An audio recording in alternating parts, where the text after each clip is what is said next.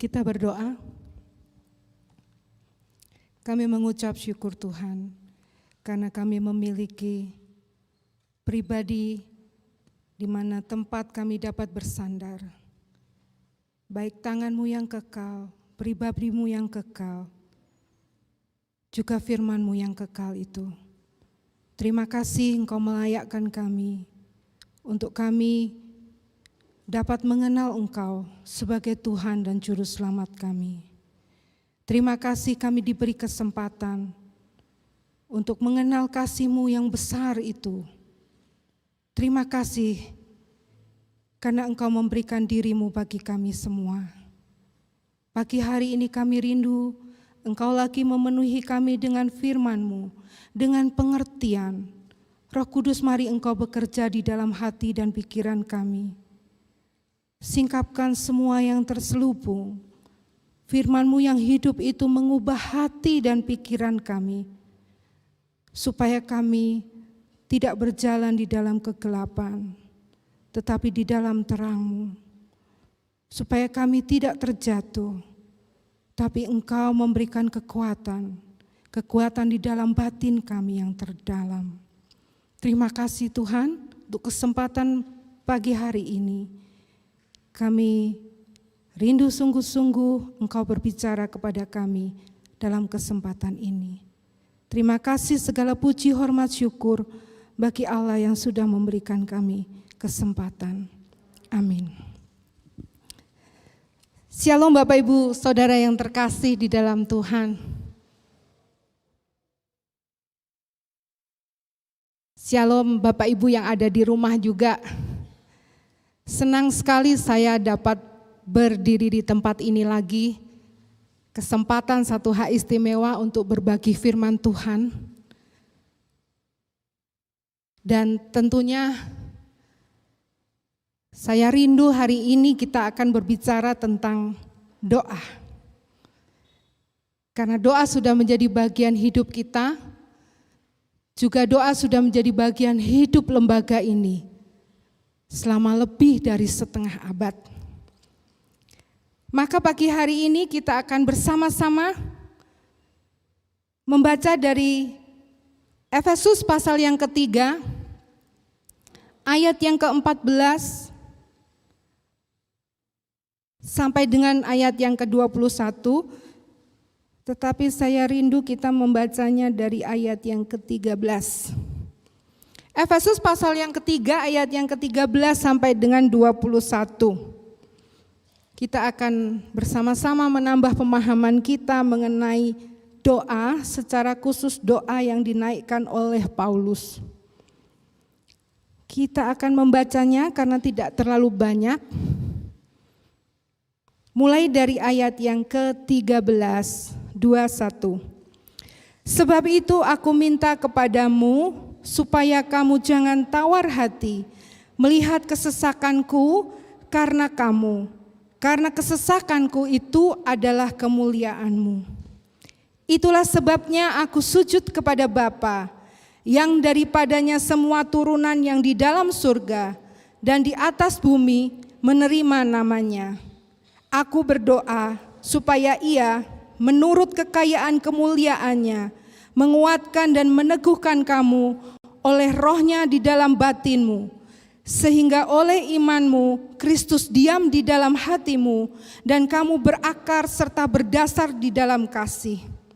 Aku berdoa supaya kamu bersama-sama dengan segala orang kudus dapat memahami betapa lebarnya dan panjangnya dan tingginya dan dalamnya kasih Kristus, dan dapat mengenal kasih itu sekalipun ia melampaui segala pengetahuan. Aku berdoa supaya kamu dipenuhi di dalam seluruh kepenuhan Allah. Bagi Dialah yang dapat melakukan jauh lebih banyak daripada yang kita doakan atau pikirkan, seperti yang ternyata dari kuasa yang bekerja di dalam kita. Bagi Dialah kemuliaan di dalam jemaat dan di dalam Kristus Yesus turun-temurun sampai selama-lamanya. Amin.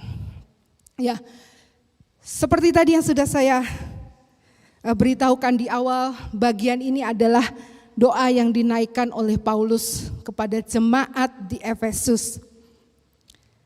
Bapak Ibu sekalian, ayat yang ke-13 sangat jelas situasi yang sedang dihadapi oleh jemaat di Efesus. Paulus ada di dalam penjara dan itu merupakan satu peristiwa yang besar. Kalau kita membaca dalam Kisah Para Rasul, pasalnya yang ke-21 dikatakan seluruh kota gempar ketika Paulus ditangkap oleh orang banyak. Dia dianggap menentang hukum Taurat, dia dianggap menajiskan bait Allah karena melihat Trofimus dari Efesus bersama-sama dengan Paulus masuk ke dalam kota. Dia dianggap menajiskan bait Allah karena dia membawa orang Yunani ke dalam bait Allah. Karena itu dia dianiaya sampai akan dibunuh. Dan di situ dikatakan seluruh Yerusalem gempar. Paulus berakhir dengan menjadi seorang hukuman di dalam penjara. Dan tentu saja berita ini sampai kepada seluruh jemaat.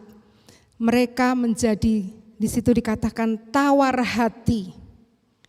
Orang yang telah melakukan segala sesuatu untuk Injil pada akhirnya mengalami hal yang tragis. Dan jemaat di Efesus khususnya menjadi lemah karena hal ini. Tawar hati di situ dapat diterjemahkan lemah, kecil hati, putus asa dan tidak bersemangat, lelah batin. Maka Bapak Ibu Saudara, mari kita mengambil prinsipnya.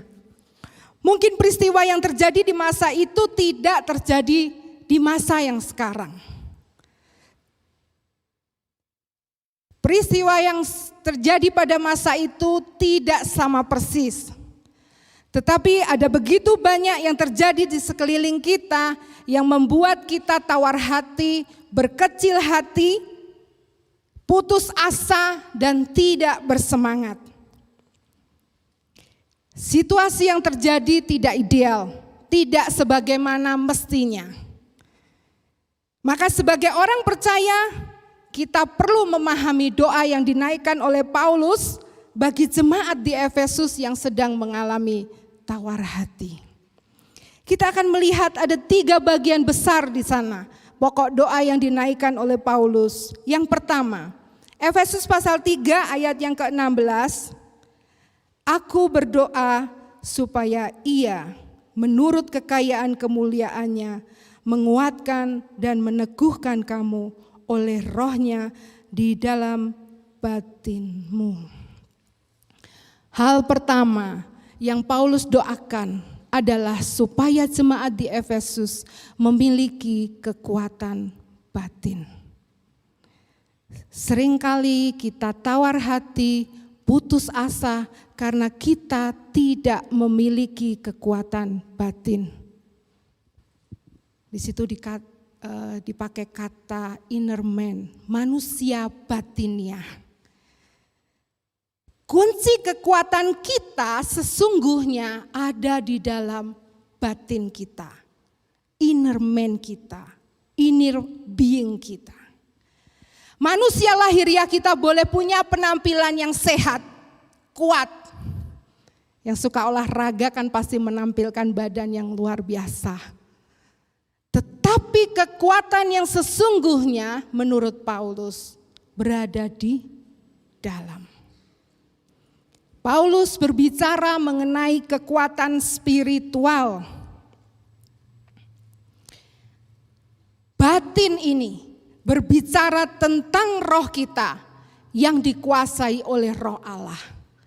Maka kekuatan di dalam inner atau di dalam batin kita ini hanya dapat dilakukan oleh Roh Kudus. Jelas, sulit bagi kita untuk menguatkan batin kita sendiri. Efesus 6 ayat 10 mengatakan, akhirnya hendaklah kamu kuat di dalam kekuatan kuasanya. Hendaklah kamu kuat. Di dalam tensisnya Kalimat hendaklah kamu kuat di dalam Tuhan sebenarnya adalah hendaklah kamu dikuatkan. Artinya bahwa kita tidak dapat mendapat kekuatan dari dalam diri kita sendiri, tetapi di dalam kekuatan kuasanya. Saya sudah pernah sampaikan di rapat gabungan, kata di dalam bukan bicara soal fisik, tetapi berbicara mengenai satu hubungan yang menyatu dengan Allah. Ini kata perintah, kita diperintahkan untuk mendapat kekuatan di dalam hubungan yang benar dengan Tuhan. Di dalam kekuatan kuasanya. Kata dunamis atau dunamos, dinamit adalah kuasa Allah. Kuasa yang sama yang telah membangkitkan Yesus dari kematian. Kata ini dipakai dalam Efesus pasal yang pertama ayat 19 dan 20. Dan betapa hebat kuasanya bagi kita yang percaya sesuai dengan kekuatan kuasanya yang dikerjakannya di dalam Kristus dengan membangkitkan dia dari antara orang mati dan mendudukkan dia di sebelah kanannya di surga. Kuasa ini adalah kuasa yang dahsyat. Kuasa yang dapat mengalahkan kuasa maut. Terjemahan lain mengatakan, kuasa ini adalah kuasa kebangkitan. Resurrection power. Kuasa yang melampaui, transcending power. Kuasa yang menundukkan, subduing power. Dan kuasa yang menguasai, overruling power. Kuasa ini dapat mengubah realita fisik dari kematian kepada kebangkitan, kuasa yang membangkitkan, kuasa yang melampaui kehidupan yang fana ini, kuasa yang menundukkan setan dan kuasa yang menguasai dunia ini. Dan kuasa ini sanggup melakukan terobosan-terobosan untuk memenangkan pertempuran-pertempuran kita di dunia yang gagal ini. Maka kita perlu melatih diri kita untuk hidup menyatu dengan Allah. 1 Timotius pasal yang keempat mengatakan, latihan badani terbatas gunanya, tetapi ibadah itu berguna dalam segala hal karena mengandung janji, baik untuk hidup ini maupun untuk hidup yang akan datang. Jadi ketika kita hidup menyatu dengan Allah, Roh Allah akan menolong kita, memberikan kuasanya, yaitu kuasa yang membangkitkan, kuasa yang melampaui, kuasa yang menundukkan, dan kuasa yang menguasai. Tidak ada kata tidak mampu menghadapi hidup bersama dengan Tuhan. Dan ketika manusia batiniah kita kuat, karena kita punya hubungan dengan Kristus kuat, maka ada dampak. Ayat yang ke-17 dikatakan, sehingga oleh imanmu Kristus diam di dalam hatimu dan kamu berakar serta berdasar di dalam kasih. Dampak pertama dari kekuatan batin adalah Kristus diam di dalam hatimu. Kata diam di situ menarik Bapak Ibu. Karena diam di situ artinya hadir, menetap, menghuni secara permanen. Sehingga oleh imanmu Kristus menetap di dalam hatimu. Bapak Ibu Saudara, ketika manusia batiniah kita kuat, maka Yesus akan diam menetap di dalam batin kita. Dengan kata lain, ketika manusia batiniah kita masih lemah, bagaimana mungkin Yesus menetap di dalam batin kita? Ibarat kita sedang membangun rumah. Kalau rumah kita belum jadi kokoh, bagaimana kita menempatinya? Yesus tinggal di dalam batin kita. Tetapi rohnya harus membuat kita kuat supaya Yesus menetap permanen di dalam batin kita. Aku berdoa supaya Tuhan menguatkan dan meneguhkan kamu oleh Roh Kudus sehingga Kristus menetap permanen di dalam hatimu. Maka ini erat sekali hubungannya dengan dosa. Roma 8 ayat 10 mengatakan kepada kita, tetapi jika Kristus ada di dalam kamu, maka tubuh memang mati karena dosa, tetapi roh adalah kehidupan oleh karena kebenaran. Jika kita masih terus jatuh bangun dengan pergumulan hidup, apalagi dengan dosa, maka kekuatan batin kita harus diperkuat. Jika manusia batiniah kita kuat, maka Kristus menetap di dalam batin kita. Tidak ada lagi tawar hati, tidak ada lagi kata patah semangat, tidak ada letih lesu, dan tidak ada yang lain sejenisnya.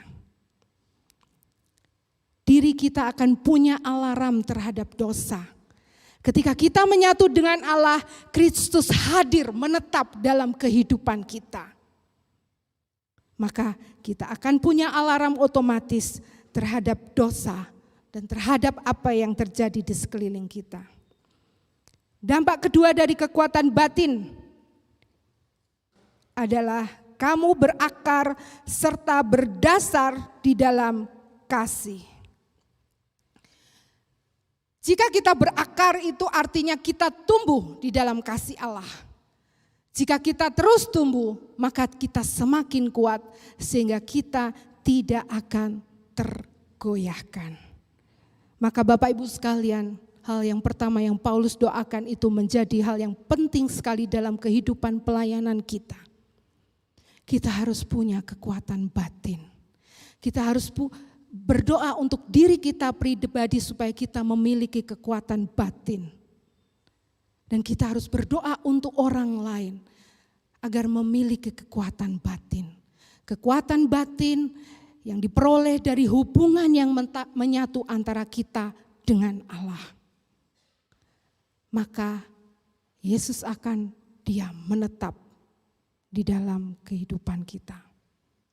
Yang kedua, bagian yang kedua dari pokok doa Paulus adalah ayat yang ke-18-19, aku berdoa supaya kamu bersama-sama dengan segala orang kudus dapat memahami betapa lebarnya dan panjangnya dan tingginya dan dalamnya kasih Kristus.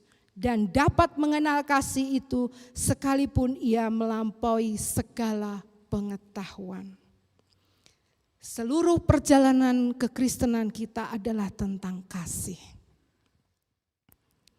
Ketika manusia batiniah kita dikuatkan dan Kristus menetap di dalam batin kita, di dalam hidup kita, membuat kita berakar dan kokoh di dalam kasih-Nya. Maka langkah selanjutnya adalah kita harus berupaya untuk dapat memahami kasih Kristus. Semakin jauh berjalan dengan Tuhan, kita akan semakin mengerti bahwa bukan kita yang telah mengasihi Allah, tetapi Allah lah yang telah mengasihi kita. Semakin jauh kita melangkah bersama dengan Tuhan, maka semakin tinggi kesadaran kita akan kasih Allah. Perjalanan Paulus bersama dengan Allah mengungkapkannya, betapa lebarnya dan panjangnya dan tingginya dan dalamnya kasih Kristus. Bicara tentang multidimensi. Tetapi Paulus ingin mengatakan betapa tidak terbatasnya kasih Allah itu.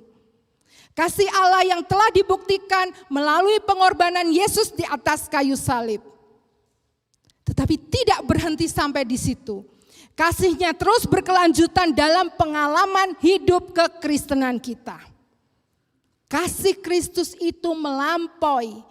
Kasih Kristus itu melampaui segala pengetahuan. Dia tidak dapat diajarkan dalam ranah kognitif semata.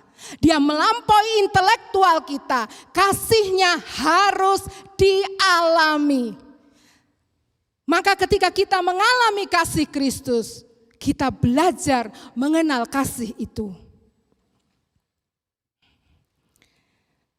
Semakin dalam kita mengenal kasih Kristus, maka tindakan kasih kita akan semakin melampaui nalar. Melampaui tembok-tembok yang kita bangun terhadap orang lain. Kita ini biasa membangun tembok yang memisahkan satu dengan yang lain. Tetapi semakin kasih Kristus memenuhi batin kita, semakin kita memahaminya, maka kita akan semakin mengerti bahwa kasih-Nya tidak terbatas untuk semua orang. Semakin akar kita tenggelam di dalam kasih Allah, semakin kita mengerti bahwa kasih-Nya benar-benar luar biasa untuk semua orang.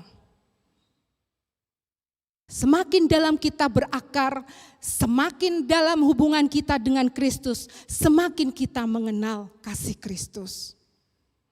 Kita semakin mengasihi orang lain, bahkan orang yang tidak kita kenal. Bahkan orang yang telah melukai kita, bahkan orang yang telah mengkhianati kita. Maka wajar jika orang percaya mampu mengampuni orang lain. Justru kalau tidak, maka kita perlu mempertanyakan. Jika kita sulit untuk mengasihi, kita perlu mempertanyakan tingkat hubungan kita dengan Kristus. Seberapa dalam kita berakar di dalam kasih-Nya. Semakin dalam kita berakar, maka semakin dalam kita mengenal kasih Kristus. Tembok-tembok yang kita bangun terhadap sesama kita, penghalang-penghalang untuk kita mengasihi orang lain akan otomatis runtuh. Pemahaman kita akan kasih Kristus akan menghancurkan penghalang-penghalang kita untuk mengasihi. Maka sangat penting untuk mengenal kasih Kristus. Sangat penting bagi kehidupan pelayanan kita berakar dan membangun di dalam kasih serta mengenal kasih itu. Kita banyak menjangkau jiwa. Dan kita ada di sini untuk itu. Maka kita harus berjalan dalam pengenalan kasih akan Tuhan. Jika tidak, kita hanya menambah masalah dalam pelayanan kita. Memahami kasih Allah, mengenal kasih Allah, kita akan berdoa untuk diri kita sendiri. Memahami kasih Allah yang tidak terbatas sehingga kita mampu untuk mengasihi orang lain. Yang ketiga, bagian yang ketiga, dipenuhi di dalam seluruh kepenuhan Allah. Aku berdoa supaya kamu dipenuhi di dalam seluruh kepenuhan Allah. Yohanes pernah mengatakan pasal pertama ayat 16, karena dari kepenuhannya kita semua telah menerima kasih karunia demi kasih karunia dari kepenuhan Allah. Kepenuhan di sini berbicara mengenai segala yang Allah miliki. Segala yang Allah miliki yang dikaruniakan bagi kita. Lawan dari kepenuhan itu adalah kekosongan. Kapan terjadi kekosongan itu? Ketika seseorang belum percaya Kristus. Ketika seseorang belum mengenal Kristus. Dosa membuat manusia hampa dan kosong. Dia akan mencoba berbagai macam cara untuk mengisinya. Semua yang ada di dalam dunia ini. Kalau dia kosong soal kasih, maka dia akan mencoba mencari cara dalam pergaulan untuk diisi kasih oleh manusia. Maka ada banyak hubungan yang salah.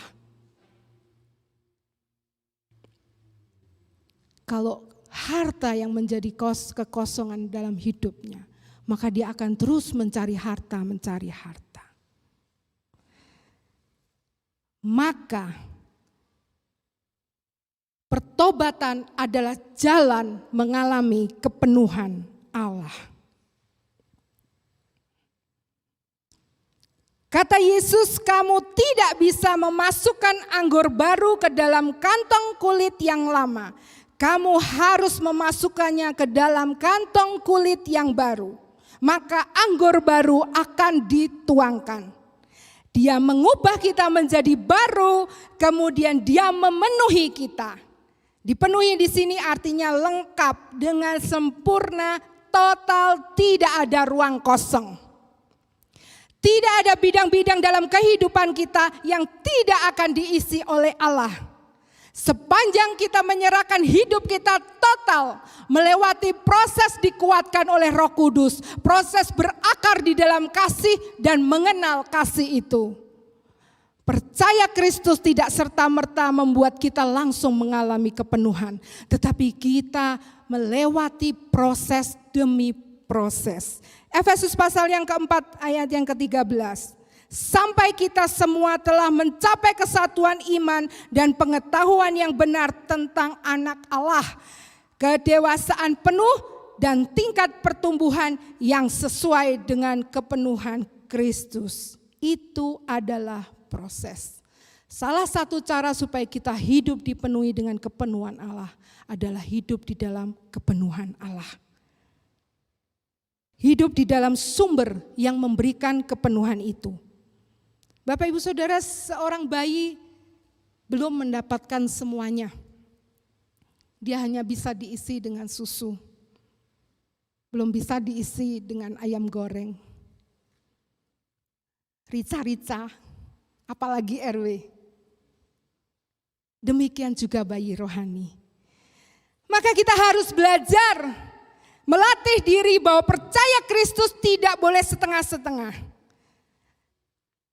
Percaya Yesus setengah-setengah menyisakan ruang kosong. Tidak ada komitmen yang setengah-setengah.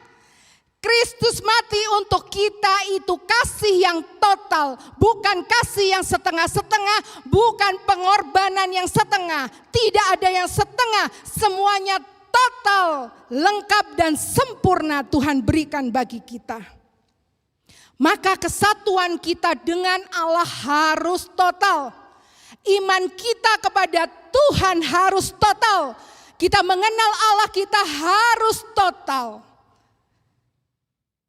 Hendaklah kamu sempurna sama seperti Bapamu yang di surga adalah sempurna. Bukan bicara soal standar, tetapi keutuhan pribadi kita yang kita serahkan. Kepenuhan diri kita yang kita serahkan, seluruh keberadaan diri kita yang kita serahkan kepada Tuhan. Itu bagian kita. Maka bagian Roh Kudus akan menolong kita sampai kepada kepenuhan yang sempurna. Maka jangan tutup kantong kulit anggur kita. Hanya ketika kantong anggur yang baru itu diisi oleh anggur baru oleh Allah, maka kita akan memiliki kepenuhan itu. Jangan tutup kantong kulit anggur kita karena keraguan kita kepada Allah. Karena ketakutan, karena kecemasan, karena kebimbangan dengan semua situasi yang terjadi. Total saja mengikut Tuhan. Serahkan diri secara penuh, secara utuh, secara sempurna apa yang kita bisa. Kita akan dikuatkan dan diisi dan dipenuhi di dalam Kristus.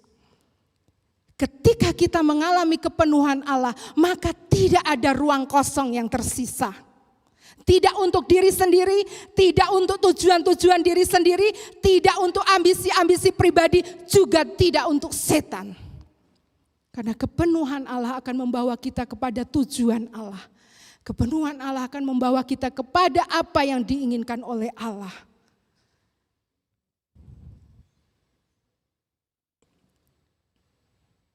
Hidup mengalami kepenuhan Allah. Allah adalah hidup mengalami kasih dan kuasa-Nya yang sepenuhnya. Hidup mewarisi semua berkat surgawi. Allah memenuhi kita dengan roh-Nya yang menolong kita menghadapi hidup di dunia yang gagal ini. Ada seorang datang kepada Yesus dan berkata, "Guru, perbuatan baik apakah yang harus kuperbuat untuk memperoleh hidup yang kekal?" Jawab Yesus, "Apakah sebabnya engkau bertanya kepadaku tentang apa yang baik?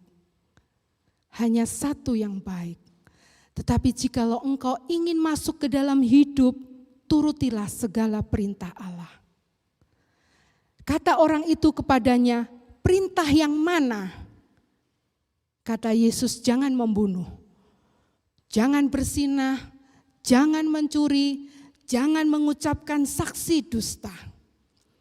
Hormatilah ayah dan ibumu dan kasihilah sesamamu manusia seperti dirimu sendiri." Lalu kata orang muda itu kepadanya, "Semua telah kuturuti. Apalagi yang masih kurang?" Kata Yesus kepadanya, "Jikalau engkau hendak sempurna, jikalau engkau hendak total, jikalau engkau hendak lengkap dan utuh, pergilah, jualah segala milikmu dan berikanlah itu kepada orang-orang miskin, maka engkau akan beroleh harta di surga. Kemudian datanglah kemari dan ikutlah aku." Ketika orang muda itu mendengar perkataan itu, pergilah dia dengan sedih, sebab banyak hartanya. Bapak Ibu Saudara, bukan karena hartanya yang banyak, tetapi karena hatinya melekat kepada hartanya yang banyak itu, bukan kepada Tuhan, sehingga dia bisa mengalami kepenuhan Allah. Doa kita Bapak Ibu Saudara, kita semua mengalami proses yang Paulus doakan bagi jemaat di Efesus. Kita berdoa supaya batin kita kuat. Kita berdoa supaya kita berakar di dalam kasih, mengenal kasih Kristus. Dan kita berdoa supaya kita mengalami kepenuhan Allah. Orang yang percaya, yang mengalami kepenuhan Allah, mampu mengalirkan kepada orang lain. Barang siapa percaya kepadaku seperti yang dikatakan oleh kitab suci, dari dalam hatinya akan mengalir aliran-aliran air hidup. Kata Daud, pialaku penuh melimpah. Pasti Roh Kudus akan menolong kita. Bagi Dialah yang melakukan jauh lebih banyak daripada yang kita doakan atau pikirkan. Seperti yang ternyata dari kuasa yang bekerja di dalam kita. Bagi Dialah kemuliaan di dalam jemaat dan di dalam Kristus Yesus turun-temurun sampai selama-lamanya. Amin, kita berdoa.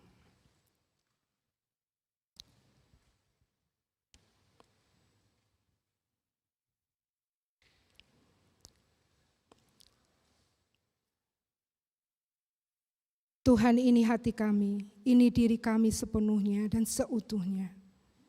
Kami rindu, kami menyerahkan kepada Engkau. Kami rindu Tuhan memberikan diri kami sepenuhnya dan seutuhnya.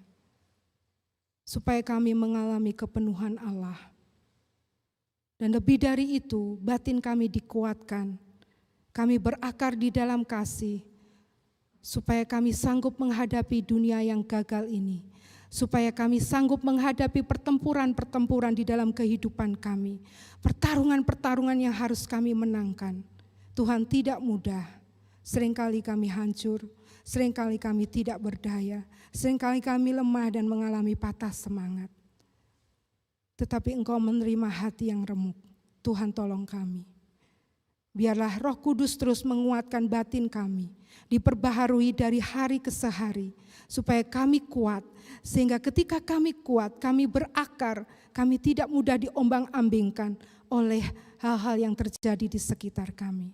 Terima kasih, kuatkan kami masing-masing pribadi. Engkau yang tahu kebutuhan kami, Engkau yang tahu hidup kami, Engkau yang tahu sampai di batas mana kekuatan kami. Untuk itu tolong kami, untuk terus menyatu, belajar hidup menyatu bersama dengan Tuhan, supaya Yesus diam di dalam kami, dan sungguh-sungguh kami hidup hanya memberkati orang lain. Terima kasih, segala puji hormat syukur bagi Tuhan yang sudah memberkati kami. Amin.